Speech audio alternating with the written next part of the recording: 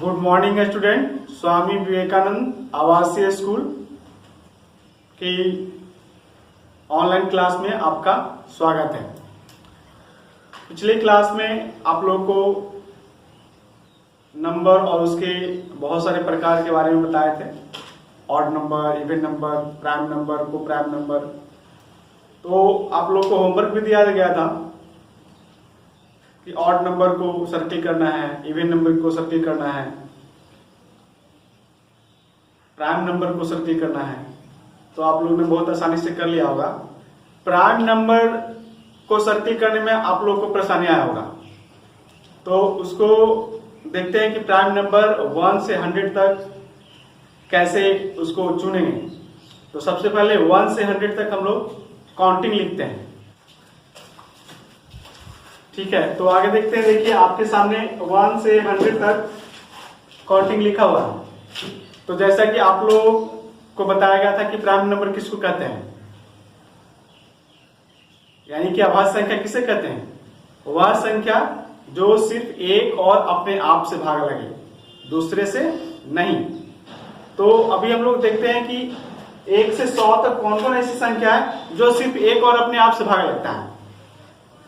तो परिभाषा में था ही कि एक को छोड़कर वैसी संख्या जो एक और अपने आप से सिर्फ भाग लगता है।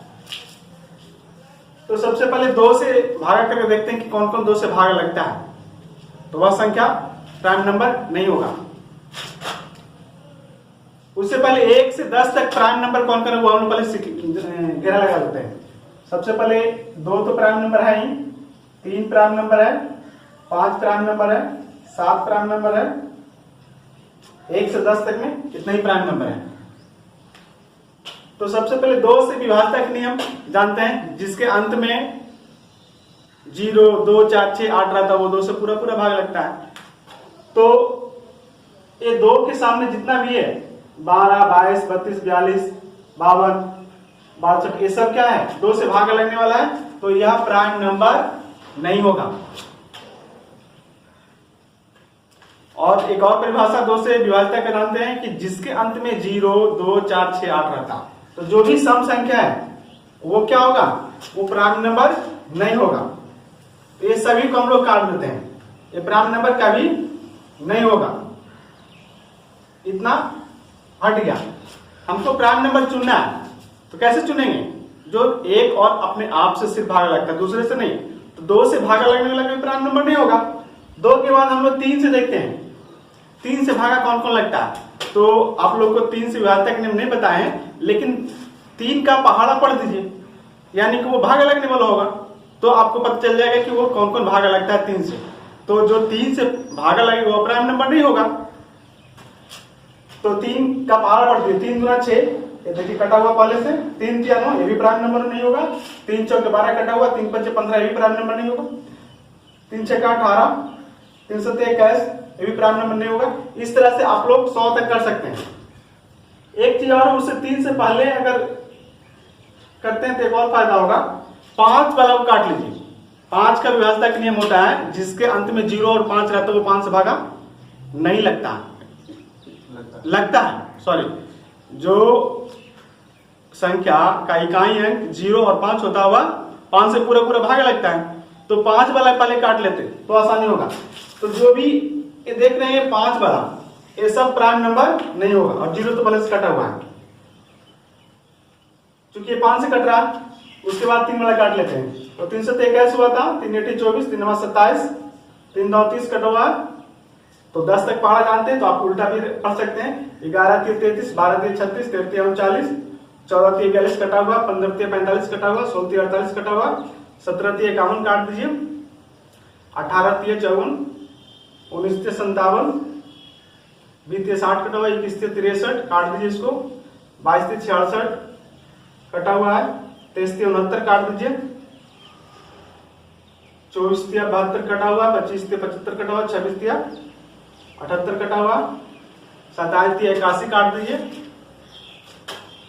28 3 84 कटा हुआ, 29 3 87 काट दीजिए, 30 3 90 कटा हुआ, 31 3 93 इसको काट दीजिए, 32 3 96 कटा हुआ, 33 3 99 काट दीजिए। तो 3 से कटने वाला सभी कट गया, जो कि अभाज्य नहीं हो सकता है, क्योंकि बताया हुआ पहले से, जो सिर्फ एक और अपने आप से कटता है। यदि अगर 99 की बात करें तो यह 3 से कटता है। अगर अभाज्य कब होता, जब एक और सिर्फ 99 से कटता है, तो 3 से कट गया, तो इसलिए अभाज्य संख्या नहीं होगा। तो उस प्रकार से 4 का पहाड़ा पढ़ दीजिए,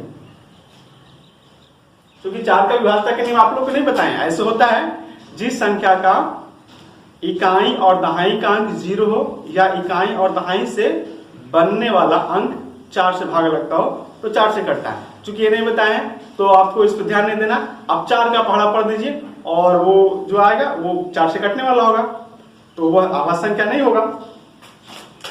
तो 4 दूना 8, 4 तिया 12, कटा हुआ 4 4 16, 4 5 20, 4 6 24, 4 7 28, 4 8 32, 4 9 36, 4 9 40,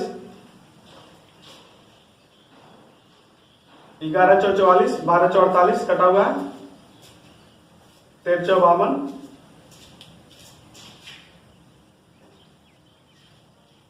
14 4 56। तो 4 से कटने वाले कटा हुआ है, 5 से भी कटने वाला कटा हुआ है। अब 7 वाला काटते हैं। 7 से विभाज्य कौन कौन होता है, तो 7 का पहाड़ा पढ़ देंगे।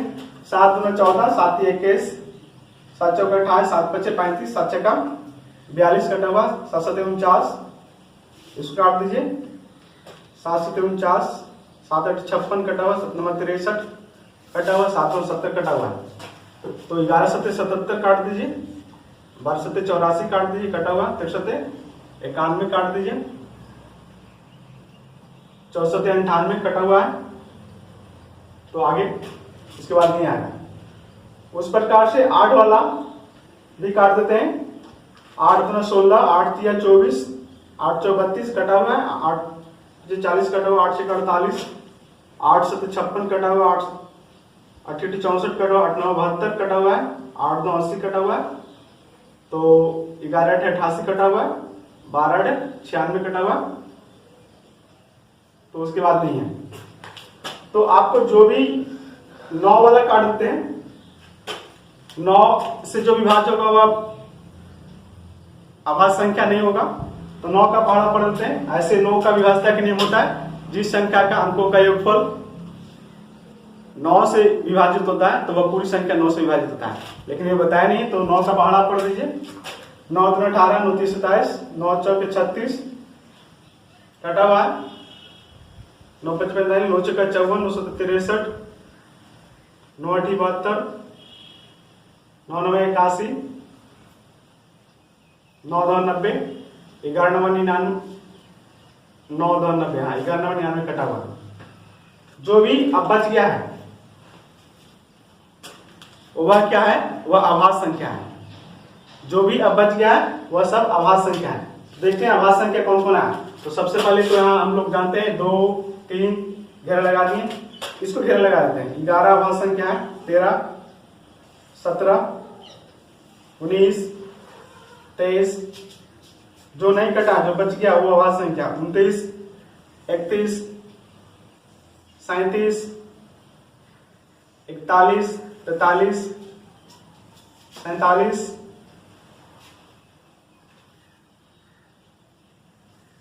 53 59 61 67 71 73 79 83 86, कटा हुआ है 89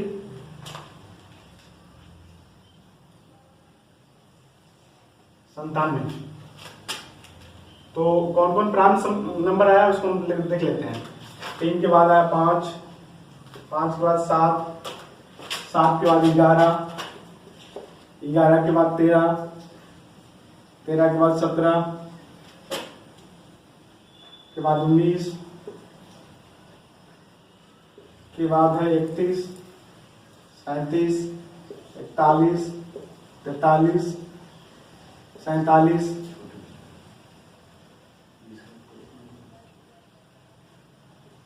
53, 59, 61, 67, 71, 73, 79, 83, 89 और 97। कुल मिलाकर देखिएगा तो 25 को आएगा। 1 2 3 4 5 6 7 8 9 10 11 12 13 14 15 16 17 18 19 20 21 22 23। छूट गया क्या? 23 और 29। अच्छा, छूट गया था। तो ये है सबसे आसान तरीका प्राइम नंबर 1 से 100 तक लिखने का। तो आगे हम लोग अगला टॉपिक देखते हैं। तो अभी हम लोग को क्या करना है? Right counting 1 to 100 and circle all composite number. तो कंपोजिट नंबर का आप लोग को परिभाषा पता है, एक से बड़ी वह संख्या जो एक और अपने आप के अलावा भी दूसरे से भागा लगता हो, उसे कंपोजिट नंबर कहते हैं। तो सीधी सीधी इसको बोल सकते हैं वह संख्या जो प्राइम नंबर है उसके अलावा जो बचा हुआ उसे हम लोग कंपोजिट नंबर कहेंगे। तो जो भी हम लोग कट किए हैं, तो देखिए कट कहां से किए हैं? 4 से शुरू किए हैं। तो 4 क्या है? कंपोजिट नंबर है। अगर कंपोजिट नंबर आपको पूरा लिखना है तो सबसे पहले कंपोजिट नंबर कहां से कट किए हैं? 4। तो 4 है, फिर कौन सा कट हुआ है? 6 है, फिर कौन सा कट हुआ है? 8 है, 9 है, 10 है। इस प्रकार से ये सभी क्या है? आगे जो भी कटा हुआ है इसको आप चुन करके लिख लीजिएगा, वो सारा कंपोजिट नंबर है। तो इस तरह से हम लोग बहुत ही आसानी से प्राइम नंबर और कंपोजिट नंबर को चुन लिए कि कौन कौन सा है। और अगर डायरेक्ट आप 1 से 100 तक काउंटिंग लिखते हैं, सोच कर लिखते हैं, तो प्राइम नंबर लिखने में मिस्टेक होना ही है, एकदम होगा आप लोग से। तो ये तरीका सबसे अच्छा तरीका है प्राइम नंबर निकालने का। तो इस तरह से देखते हैं। तो सबसे पहला कंपोजिट नंबर क्या होता है? 4 होता है। और सबसे पहला प्राइम नंबर यहां पे था, ये प्राइम नंबर का लिस्ट है।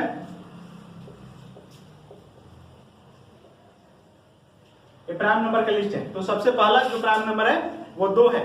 और प्राइम नंबर में एक चीज और परिभाषा में लिखा है, 2 एकमात्र प्राइम नंबर है जो इवन है।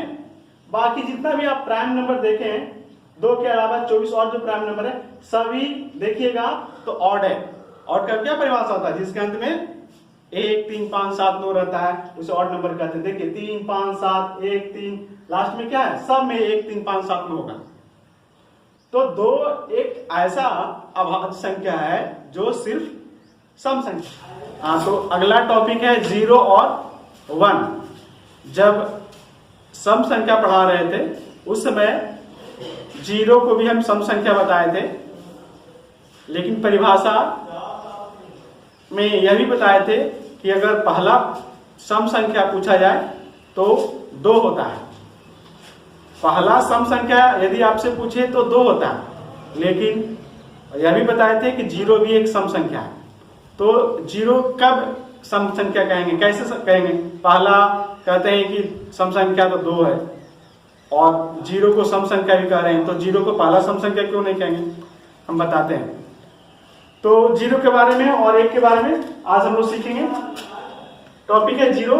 0 को शून्य पूर्णांक कहते हैं। 0 को शून्य पूर्णांक कहते हैं। यह पूर्णांक संख्या है। 0 पूर्णांक संख्या, प्राकृतिक संख्या नहीं है। तो इसी पे आज हम लोग चर्चा करेंगे कि 0 पूर्णांक संख्या है। और 0 ना तो धनात्मक है और ना ही ऋणात्मक है। 0 से यह पता नहीं चलता है कि यह धनात्मक है या ऋणात्मक है। यह ना तो ऋणात्मक है ना धनात्मक है।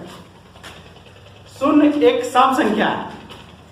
क्या बताएं? शून्य एक सम संख्या है। लेकिन यह भी बता रहे हैं कि प्रथम सम संख्या आपसे पूछे तो क्या बताइएगा? 2।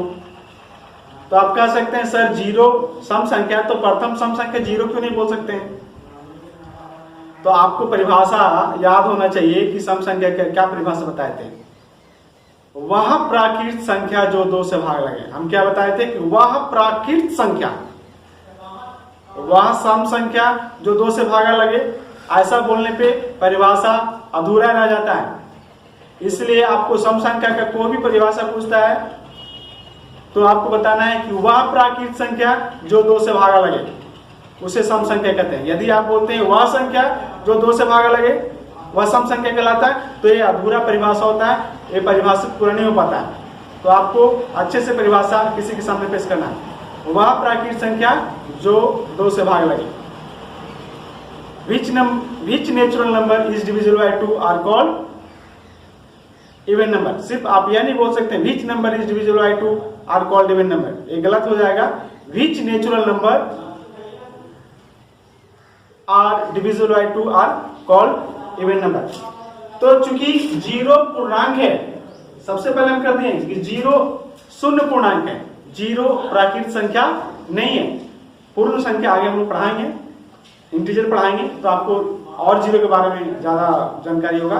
तो जीरो प्राकृत संख्या नहीं है, इसलिए हम लोग पहला सम संख्या जीरो को नहीं कहेंगे। पहला सम संख्या क्या होगा? 2 होगा। अब बात है कि जीरो सम संख्या कैसे है? सम संख्या किसे कहते हैं?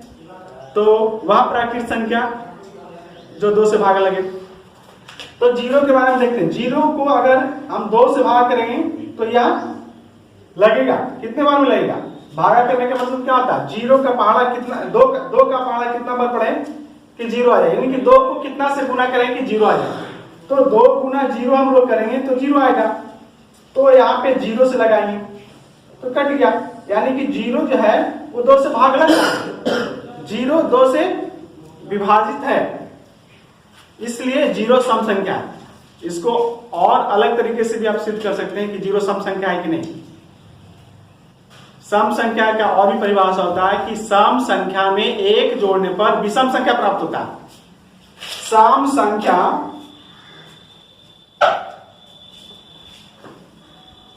जोड़ 1 करेंगे तो विषम संख्या आना चाहिए। तो देखते हैं कि जीरो सम संख्या है कि नहीं। अगर सम रहेगा और उसमें 1 जोड़ेंगे तो विषम आ जाएगा। तो 0 + 1 बराबर 1, जो कि क्या है? यह विषम संख्या है। तो इस तरह से भी हम लोग कह सकते हैं कि जीरो सम संख्या है।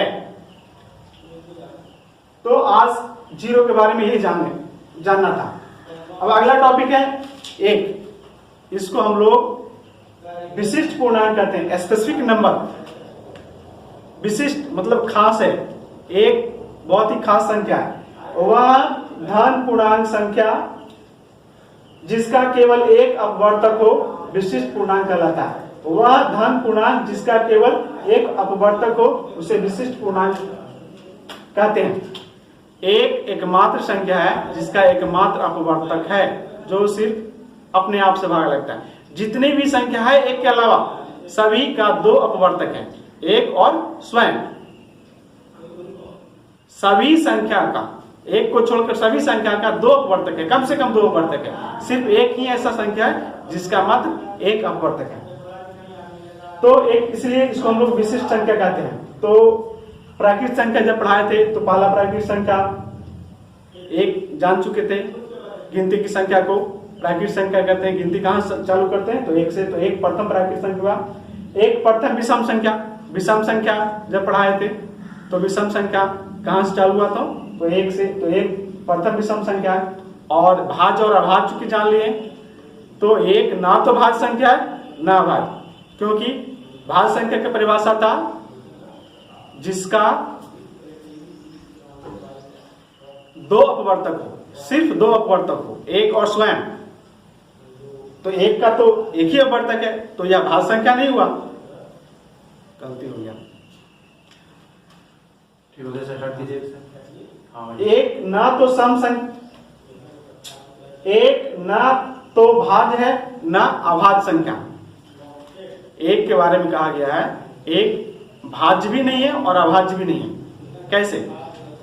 तो भाज्य संख्या का परिभाषा है जिसका 2 से अधिक अपवर्तक हो, वह संख्या जो एक और अपने आप के अलावा भी दूसरे से भागा लगता हो। तो एक का सिर्फ, अभी बताएं, एक का सिर्फ एक अपवर्तक है। भाज्य होने के लिए क्या कंडीशन है? 2 अपवर्तक होना चाहिए। तो एक का 2 अपवर्तक नहीं है, सिर्फ एक ही अपवर्तक है, इसलिए भाज्य संख्या भी नहीं है। और अभाज्य संख्या क्यों नहीं है? तो अभाज्य संख्या क्या परिभाषा है? वैसी प्राकृत संख्या जिसका सिर्फ 2 अपवर्तक है। तो एक का 2 अपवर्तक नहीं है, एक का एक ही अपवर्तक है, इसलिए यह अभाज्य संख्या भी नहीं है। तो जो भी आज का टॉपिक पढ़ाए हैं, आशा करते हैं कि अच्छे से समझ में आया होगा। यदि नहीं समझ में आया होगा तो आप लोग कमेंट कीजिए, उस पर दोबारा हम लोग चर्चा करेंगे। तो अगर आपको वीडियो अच्छा लगा हो तो वीडियो को लाइक कीजिए, शेयर कीजिए और चैनल को सब्सक्राइब कीजिए।